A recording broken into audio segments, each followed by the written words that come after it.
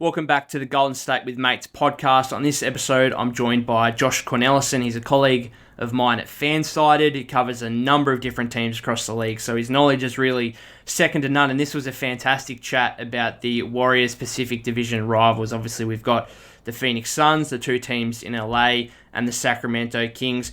Kind of went through each team individually, a bit of an off-season report, their ins and outs, and how the whole Pacific Division landscape will likely shake out as we head into next season. Fantastic chat with Josh. Looking forward to having him on again in the future. Hope you guys enjoy the episode as much as I did.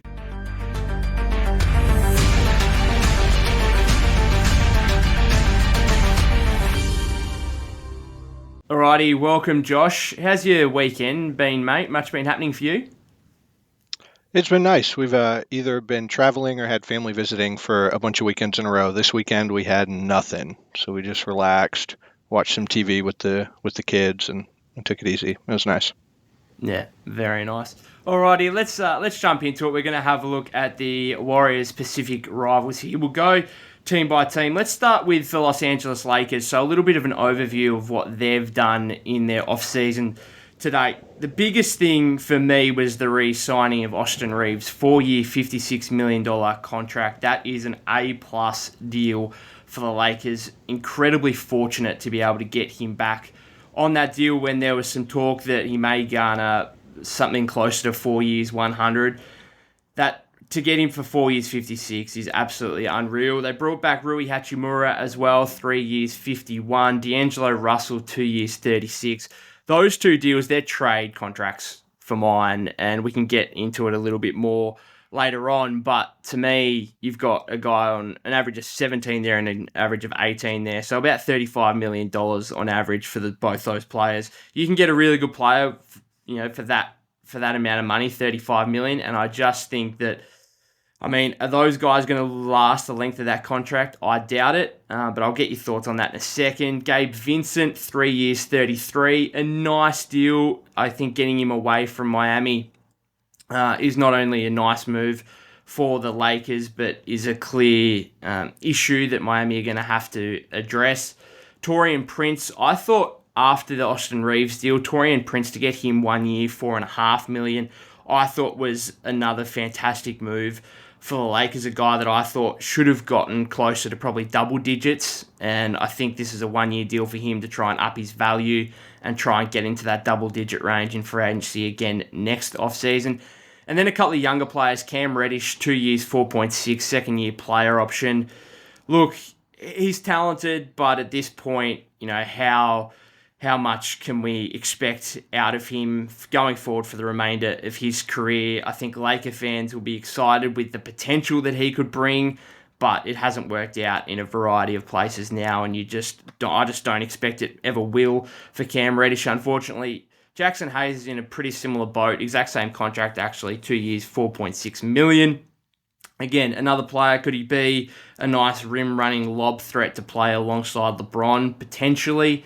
But again, that kind of youth and inexperience come playoff time, I just really wonder what sort of impact he's going to be able to have for the Lakers. They drafted Jalen Hood-Schifino 17th overall. So I'm just having a look at their kind of rotation here.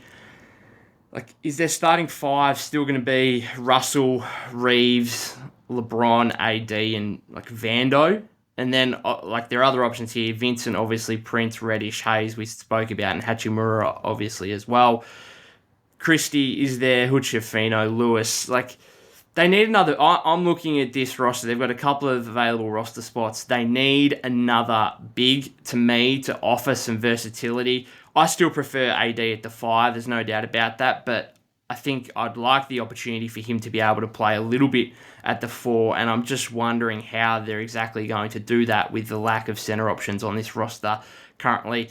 I also would like a third point guard, to be honest. I know LeBron's a de facto point guard, Reeves can handle the ball, but if Russell ends up being a trade asset more than anything, then that really leaves you with Gabe Vincent in terms of a point guard there, and Gabe Vincent played a lot of off-ball in Miami playing next to Jimmy Butler, so I think a third point guard are the biggest needs for the Los Angeles Lakers. What jumps out to you from what I've just said there? Yeah, I think that was a great overview, and you highlighted the Reeves contract right up front, and I think that was a steal for the Lakers. Now, they were helped by the fact that that's the most they could offer, and nobody jumped in and signed him to an offer sheet that they'd have to match that could have gone above that kind of arenas limit for them. So that worked out for them, and they got him on a fantastic contract. And I think you talked about them needing a third point guard. I think Reeves can be that guy. I think he showed in the playoffs his on ball creation. He can handle, he makes good decisions, he knows what to do with the ball. So I think they're probably fine on the ball handlers when you factor in the fact that LeBron's going to have the ball a ton. But I do think they're going to have issues with their bigs because Jackson Hayes, I mean, the Pelicans really only time they found success with him was playing him at the four. And then you factor in that Davis prefers to be at the four.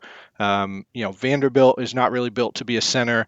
So they really, I think, need to add some size. And they've got two roster spots open. They've got the possibility of maybe dropping one of their two-way contracts to sign a center. So they have a couple options, but I think that's probably their biggest point of need because the Lakers are going to win or lose depending on if LeBron and AD are healthy in the playoffs, right? And so they need to get them to the playoffs healthy, which means they need functional depth. I think their depth is fine at the forward positions, at the guard positions, but it's not at center. So they've got to get a guy who can eat some minutes during the season. So I think that's the biggest need. As far as I think their worst move of the offseason, it's close for me. I think Jalen Hood-Schifino is going to turn out to be probably a pretty low end NBA player. I think he doesn't shoot three super well. He's just kind of a mid range jump shooter. And so you have to be really good at that to make it in the NBA with that as your top skill. And that's a short window for him to get in. But I also didn't like the Hachimura contract. I thought the Lakers reacted too strongly to his hot shooting in the playoffs. I think unsustainably hot given his track record. And so I think that was a lot of money to hand Hachimura. That's probably going to come back to bite them. But again, they need some functional depth. They need a guy they trusted. They liked how the team looked and played at the end of last year. So I get it. They kind of ran it back, swap Schroeder out for Vincent. I think they should be pretty similar to what they were at the end of last year, which is probably not good enough to win a title, but maybe is good enough to win a couple rounds again if everybody hits the postseason healthy. Yeah. Yeah, I agree with a lot of what you just said. So do you think they run it back with a similar starting five with D'Lo and Reeves and LeBron and AD and Vando? Or can you see one of those newer free agent acquisitions? You gave Vincent maybe coming and go a little bit smaller, or just Vincent in for Russell. I guess that's probably a question mark. Maybe going into training camp. Can you see any surprises here with their starting five? Yeah, I think there definitely are four guys that should definitely start with. I think D'Lo has a pretty solid grip on that starting spot, especially since they're going to want to showcase him as a potential trade chip. And so I think he'll start. I think Vincent will come off the bench probably all year, I would guess, unless there's maybe a specific matchup or D'Lo does get traded. But that fifth spot I think is pretty interesting. So Vanderbilt is an incredible defensive player, but doesn't add a ton on offense. And I think that you take D'Lo's a pretty good shooter, but not an awesome one. LeBron, pretty good shooter, not an awesome one. And then Davis and Vando, that really kind of strangles their shooting. And so they may find that they like this floor spacing of Torian Prince has been up and down, but maybe they like him.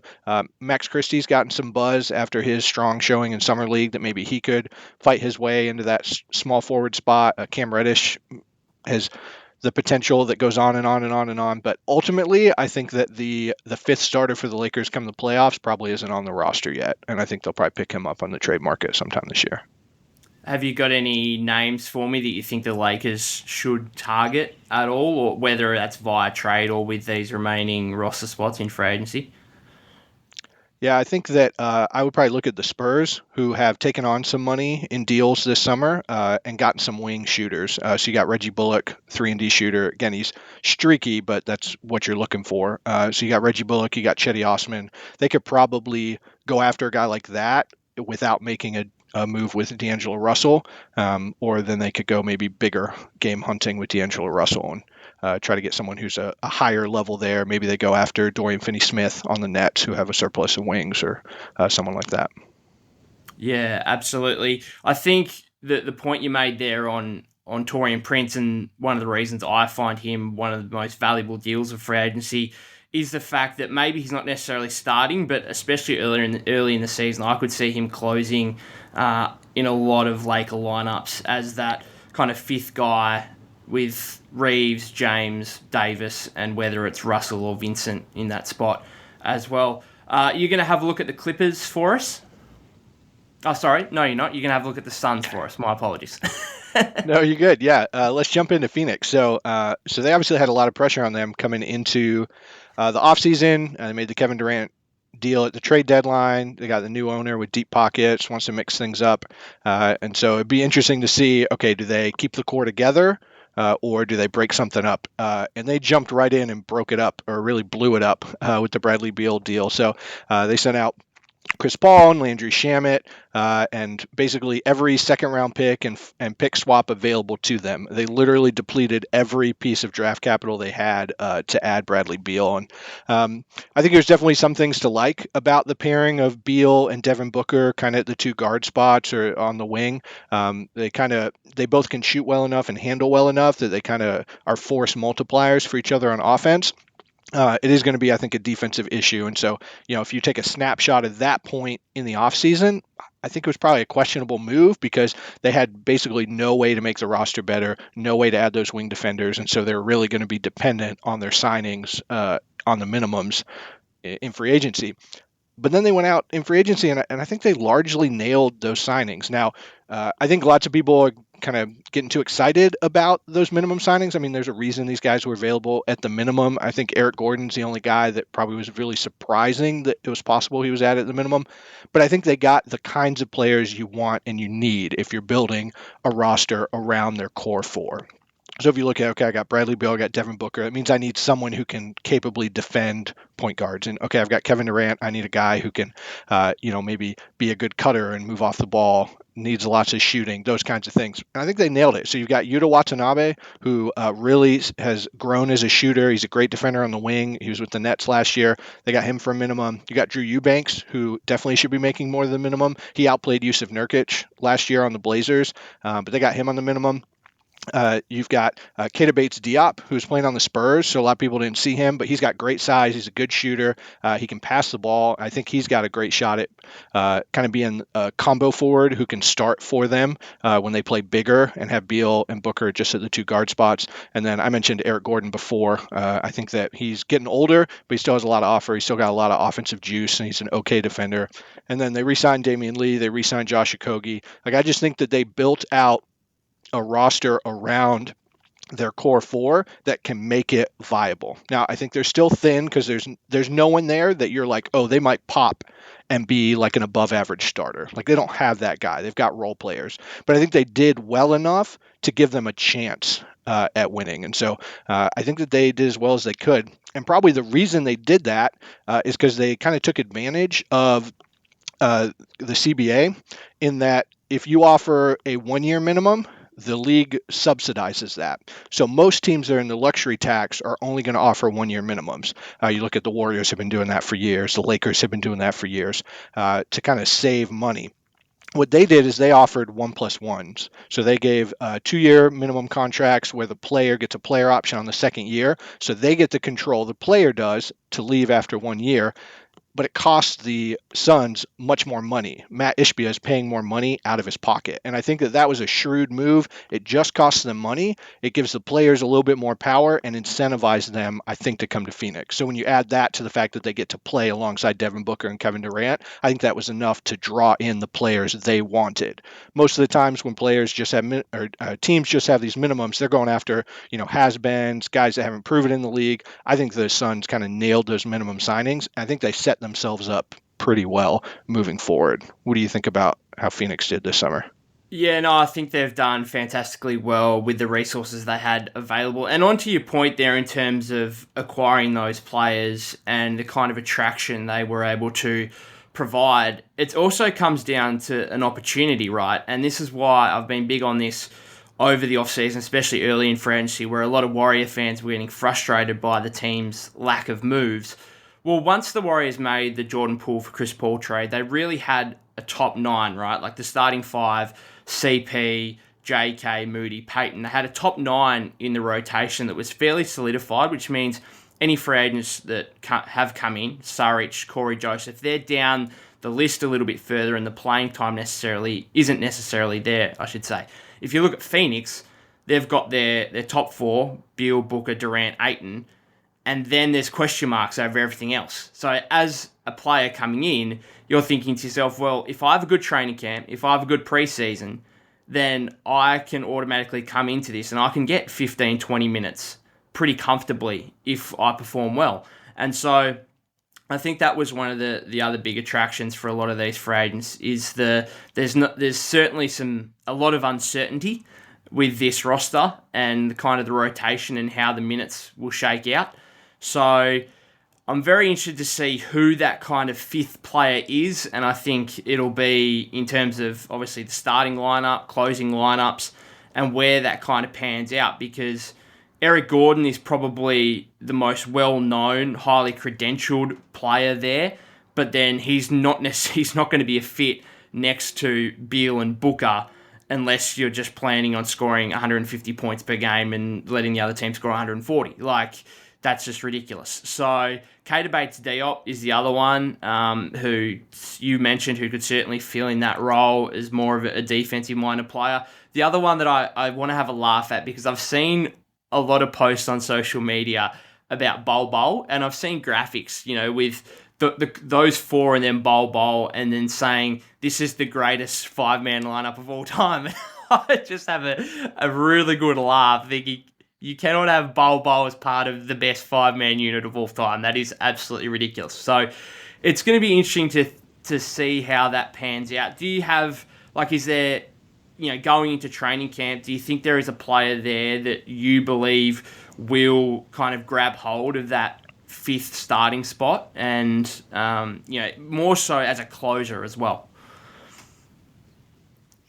Yeah, well, I think when you look at the best five-man lineup with Bol, it's kind of like the highest scoring brothers in NHL history is Wayne Gretzky, and then his brother scored 3 goals or something like that, right? So just you get paired with those 4 guys and you kind of are up among the best lineups, because it definitely has a ton of offensive punch. And so finding that fifth guy is going to be important.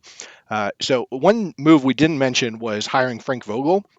I think that was a great hire. I think Monty Williams can do a lot of things for a team to bring them to a certain point. But I think Vogel has proven that he has a bit more of the defensive chops and a bit more of the versatility in the playoffs. And so I think that that's a great addition to this team. And so where I think that matters is that I don't think the Suns are going to lock themselves into one guy. I don't think they're looking to find, okay, here's the 5 guys we want to go to war with. I think they're saying, we've got 4 guys. And then if we're matched up with a team, if they're playing the Warriors and the Warriors are, maybe they've got Steph and Chris Paul and Clay, and Wiggins and Draymond, a lineup like that. Well, then, okay, maybe they put in Josh Okogie and he's going to take on guarding Steph.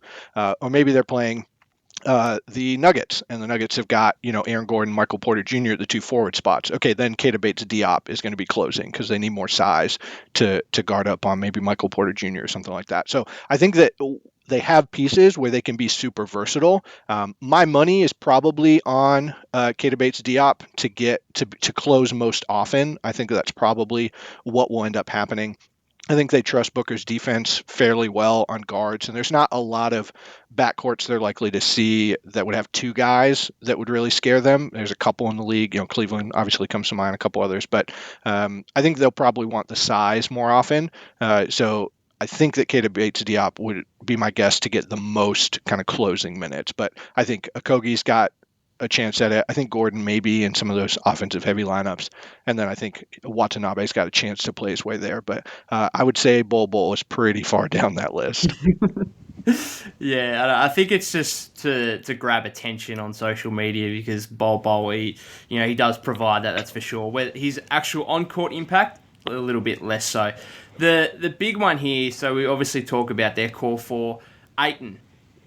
Will he be on this Suns roster by the end of the regular season, in your opinion? Or can you see them moving him for someone else, whether it's a $30 million player or whether it's to grab 2 or 3 pieces at $10, $15 million and really increase that depth? Yeah, that's a really good question. So, if Monty Williams was still the coach, I think Ayton would be gone already. I think the Suns basically said, "Hey, between these two guys, key figures, but they clearly were butting heads, not seeing eye to eye. They decided to move on from Monty Williams and at least attempt to keep Ayton. Now, they definitely talked about trading him. I think it's very much on the table. The difficulty with moving Ayton is it's hard to get back equal value when you trade a center. You know, and so okay, we're going to move Ayton, but what team needs a center and has extra wings? In the modern NBA, that's just not a dynamic that is fairly common. And so it's going to be difficult if they try to move Ayton and get back guys that can help at the same level that Ayton can. So I think ultimately my money's probably on him sticking around. But I will say the Suns have been doing something really interesting in the last couple of weeks. They've been taking advantage of another kind of little rule in the CBA. We've seen pick swaps frequently before, but what the Suns are doing is a double pick swap. So they're saying, okay, if we swap our pick with Washington, then if it's still better than your pick, then you can have that pick, and dishing that out to a third team. And what that's allowed them to do is they've been swapping that for seconds. And so now they've actually added a few seconds where they could make some sort of move. My guess is that that's not attaching them to Ayton to go for a big fish. I think it's probably swapping one of these guys they just signed after they're eligible to be traded, and kind of maybe they decide, oh, we actually need this kind of player, or we need to get this kind of skill on the team. So I could see them do something like that. I just think Ayton, the amount of money he makes, it's going to be hard to get a guy that's going to help them as much as he can, because for all of his faults and hasn't quite reached his ceiling, and all that, the Suns would be better off if they'd picked Doncic instead of Ayton at first overall in that draft. I mean, he plays a lot of minutes. He's healthy. He can really score. He can rebound. Like, I think that he brings enough to the team and that they can't replace that. Ultimately, I think he sticks around. But what do you think? Yeah, no, I do think with a new coach in place and no longer, like, I covered the Suns a little bit last off season, and to be honest, I'm surprised he's still on the team with how the relationship between he and Monty Williams looked at the start of training camp, where Monty Williams came out and said, or one of the two, I can't remember who it was, came out and said they hadn't spoken to each other for the whole offseason, which was just incredible that a coach and a key player who had just re-signed on over $30 million did not speak for the entirety of the offseason. Absolutely unbelievable. But I do think, with Frank Vogel in place, it's kind of a refreshing opportunity here for Ayton to see what he can deliver on both ends of the floor, because offensively I still have question marks on how much opportunity he's actually going to get when you've got Beal and Booker and KD there. And defensively, there's been big question marks over his career so far. So we'll just wait and see how it pans out in a Sun style that should be a lot more defensive minded under Frank Vogel. And just the last thing on the Suns as well, as I said, having covered the team a little bit last offseason, I was really looking forward to how Devin Booker was going to add to his playmaking game, and I think he did take large steps last season in that regard. With Chris Paul obviously not there, like, I think they've named Bradley Beal the starting point guard, but to me, like, Devin Booker is that guy now, and I could see him averaging, I don't know, like 7-8 assists per game potentially. Like, I think he really took strides in that area last season. I'm looking forward to seeing what he does again with even more responsibility next season. We'll jump back to LA now. The Clippers, actually a fairly quiet off-season for them. Like, the biggest thing is probably like the little bit of speculation around Paul George trades and stuff like that. But other than that, they made a really smart move most recently, traded 2 seconds for KJ Martin, who is an interesting piece for mine, adds to their depth. Do they really need it? I don't know, but there's some potential there, no doubt. Westbrook, 2 years, $7.9 million contract. For all the hate that many people give Russell Westbrook, we've got to now disregard the fact that he was once on $40+ million. He's now pretty much close to a minimum, and I think that's a great deal. And I thought his playoff form and his form overall for the Clippers late last season was actually pretty decent for a guy that you've now got on minimum chips. Mason Plumlee, bringing him back 1 year, $5 million. A nice backup center there who could even play over Zubac at potentially at times. he had a really good start to last season with Charlotte, and then obviously numbers dipped with the Clippers, but still a really good backup center in this league. They drafted Kobe Brown 30th overall. Again, looking at their overall rotation now, there's still like way too deep, but without enough top high end talent past Paul George and Kawhi Leonard, which is a real issue when those two guys are incredibly injury prone and are unlikely to see the floor for more than 60, 65 games max during the regular season and then come playoff time. So I'm looking after those guys. You've got Westbrook, you've got Zubac, you've got Norm Powell, Marcus Morris, Batum, Rocco, Mann, KJ Martin I just spoke about. Like, there has to be a package here somewhere where it's Morris, Covington, and Batum, who are combined making over $30 million, and getting you a top-end player. The issue is none of those guys are really worth anything, and they don't have the draft capital to be able to add to that kind of package to bring in a higher level player. We know the Harden links are going on at the moment, and there's a chance they get him here, but if I'm Daryl Morey in Philadelphia, like, what are the Clippers able to offer me that I'm accepting? Really nothing. Really, there's Kawhi and PG are going to obviously be off the table, and if that's the case, I just, Norm Powell, maybe if you add him to the discussion, but it's just, there's just no value there. I just fail to see how they're going to be able to get a package done here that's going to appease Daryl Morey for them to be able to acquire James Harden. I don't actually mind the idea of Harden in LA with the Clippers. Maybe there's a bit of an overlap there with Westbrook, but Harden's clearly a better player than Westbrook at this point. I also just, he's a fairly durable player and has been over the years, and I think that's a major positive when your two stars are completely the opposite in PG and Kawhi. So, yeah, I guess the biggest question for you is, can you see an avenue here where they can acquire Harden or another $30+ million player with the lack of assets that they have available?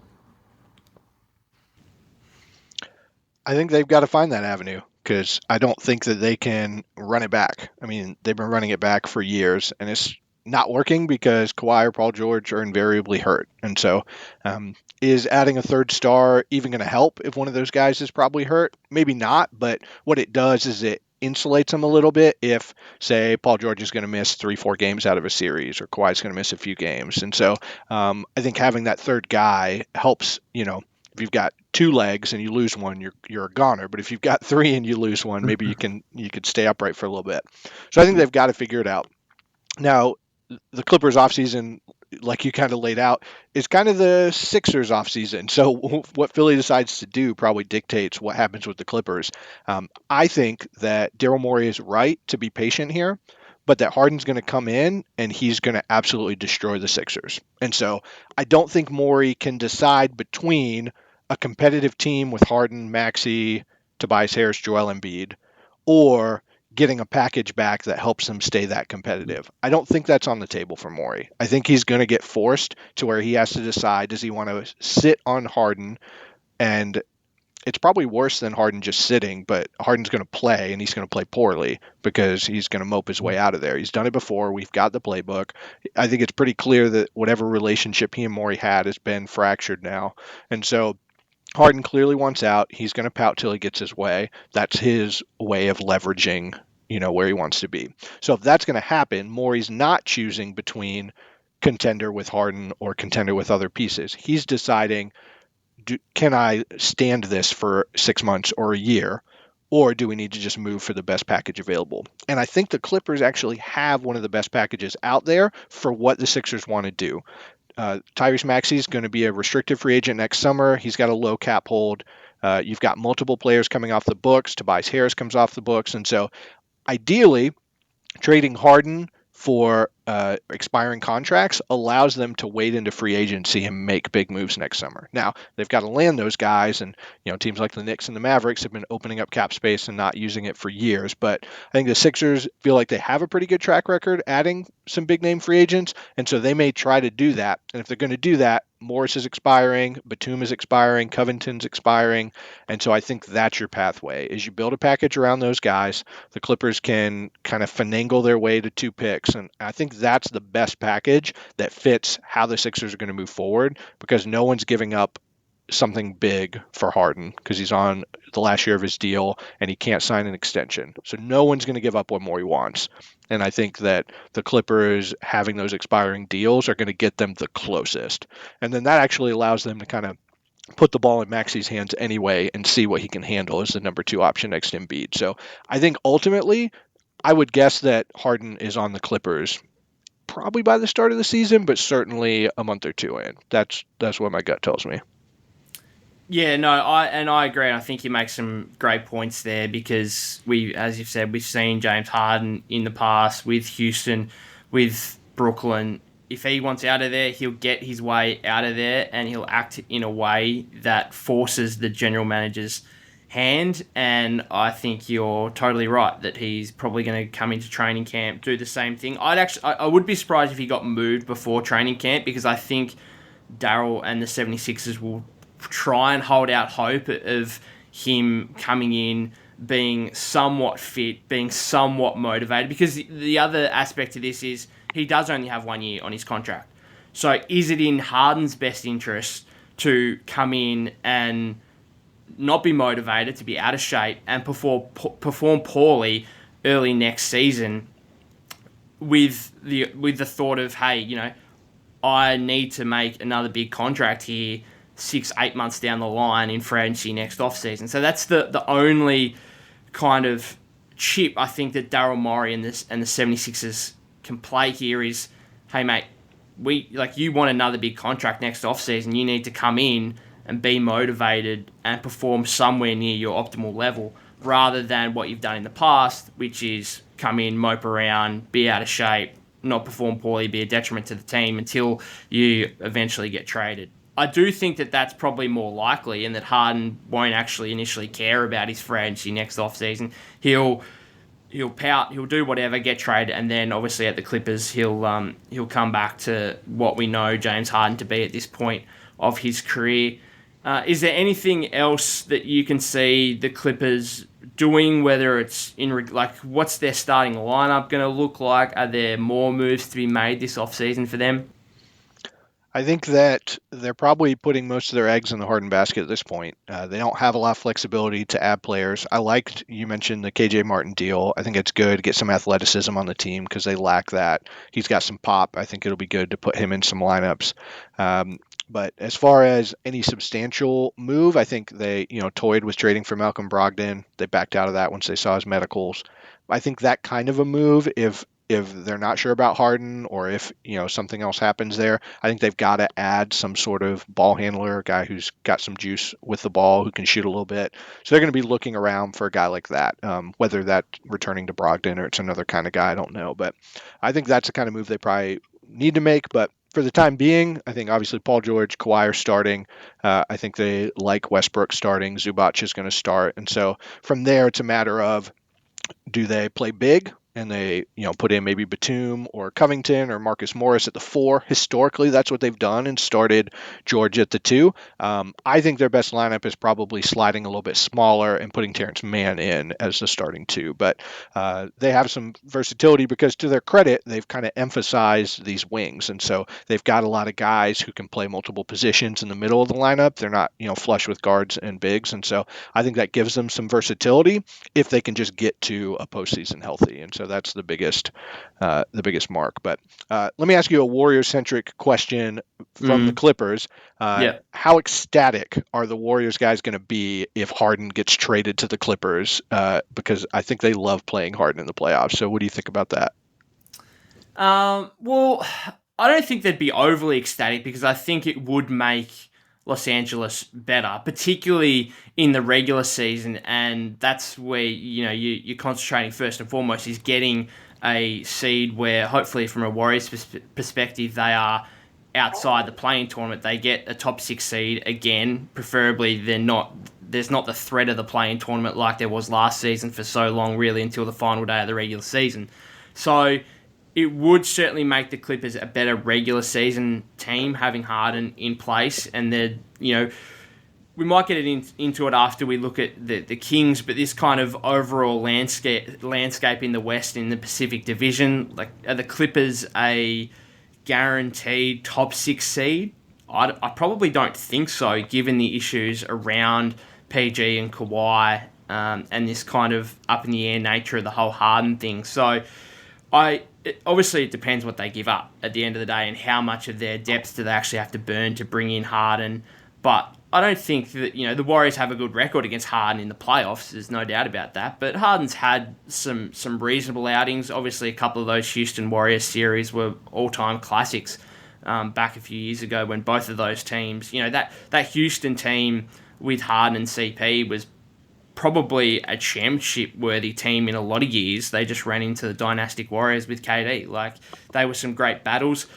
I don't think they'd be overly ecstatic, but at the same time, I don't think they'd be overly concerned either if that were to go down. Let's jump into the Kings. What have you got for me there? Yeah, so the Kings, they kind of made some noise, obviously, last season, breaking their playoff drought, getting the 3rd seed, and so there's a lot of buzz there. I think it's great. I think it's great for Sacramento to be good again because they've been bad for so long, and they've been a lot of history between the Warriors and the Kings being so close. But I think entering this offseason, they had kind of a crossroads. Do they kind of stick with this group, or do they try to improve and add to it and take advantage of the step up they did? And at the draft, after draft night, I thought they were going to, try to do something big. So they traded out the 24th pick to Dallas to dump Rashawn Holmes' contract to open up a lot of cap space. They were basically the only, team that, top 6 team in the playoffs that had cap space. And so you're like, whoa, they're trying to make a big move. And then they just kind of brought the gang back. So they re-signed Harrison Barnes, they re-signed Trey Lyles, they re-signed Alex Len. And then I think the big move that they made was the renegotiation and extension of Domantas Sabonis. And honestly, I think it was a big mistake. So basically what they said was, we are afraid of Sabonis reaching unrestricted free agency and signing elsewhere. We're so afraid of that we're going to give him a bunch of extra money now, and we're going to extend him at max money moving forward.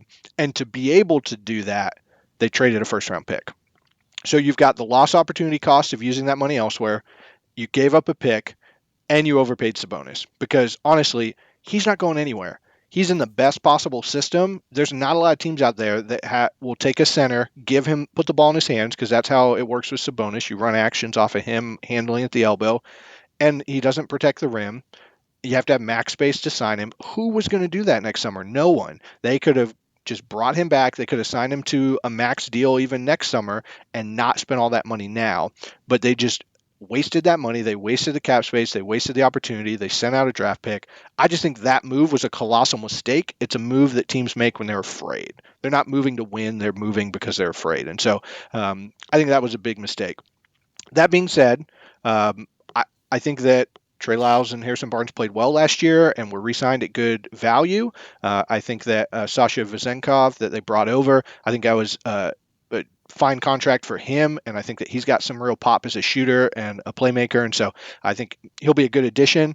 They bought low on Chris Duarte, and so it'll be interesting to see how he does. His best moments were playing kind of the 2-man game off of Sabonis, kind of making those cuts, similar to how Gary Harris excelled playing with Jokic on the Nuggets a few years back. And so I think that was a good buy low to get a guy that has good chemistry with Sabonis. I like Colby Jones that they got in the 2nd round of the draft. So I like the moves when you kind of look at them individually, but when you look at the big picture, I think the Kings didn't make themselves a better team, and I think that's probably going to hurt them.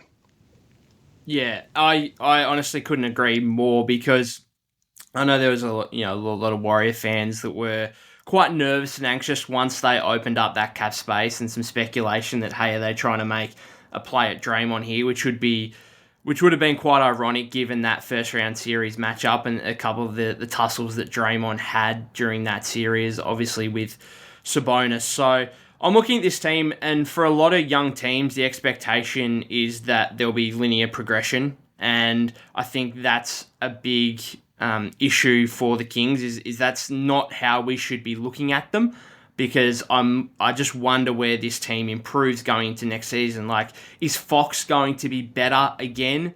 Maybe with that playoff experience he is, but I'm not sure it's going to be overwhelmingly better than he was last season. I think Sabonis is in the middle of his prime.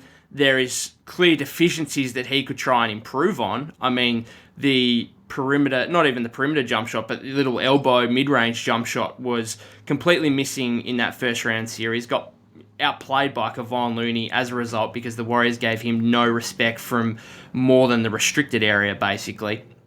And then obviously the defensive issues with him there as well. Are you expecting another large leap from Keegan Murray? Now, the signs were good in Summer League, but he probably shouldn't have been there whatsoever in the first place. Like, he's also a, 23-year-old now, so there wouldn't be necessarily the huge improvement that you may expect from a top pick who's going from his age 19 to his age 20 season, or 20 to 21 kind of thing. So Malik Monk is, does he take another... Like, I'm just going through these players individually, and I'm wondering where the individual improvements come from to really make Sacramento a far better team next season. I just struggle to see where that's exactly coming from. And, they're a nice, deep team, but they were also incredibly healthy last season, and I just wonder what happens if they go through a stretch where Fox is out for 15, 20 games, or Sabonis, or even a player like Monk is out for 10, 15 games. Where do they get that scoring punch and offense from? I would have tried to land not necessarily a big fish, but a player in free agency that was going to come in and make you a significantly better team, at least with more potential, because, as I said, I'm just looking through these individual players and I'm not sure where that's necessarily coming from internally. Yeah, let's get into kind of the overall landscape of this, because we saw the Kings at astronomical odds last season come from the clouds and finish on top of the Pacific Division at the end of the regular season. They obviously then get knocked out by the Warriors in round one. Where do they sit in the overall landscape of this division? Because I'm looking at this with the 5 teams, the Warriors, the Lakers, the Clippers, the Suns, and the Kings, and it is incredibly difficult to try and rank these 1 to 5 as we head into next season. Yeah, I think it is really difficult. I mean, you look at the other divisions. I don't think there's any other division in the league where all 5 teams reasonably expect to clear the play-in.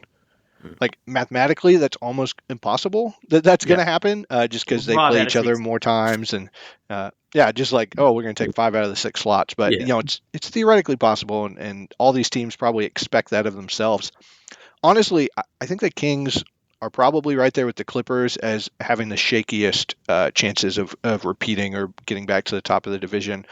You look at them, okay, they won the division last year. They were the 3 seed. They only had 48 wins. I mean, teams in the West have missed the playoffs entirely with 48 wins.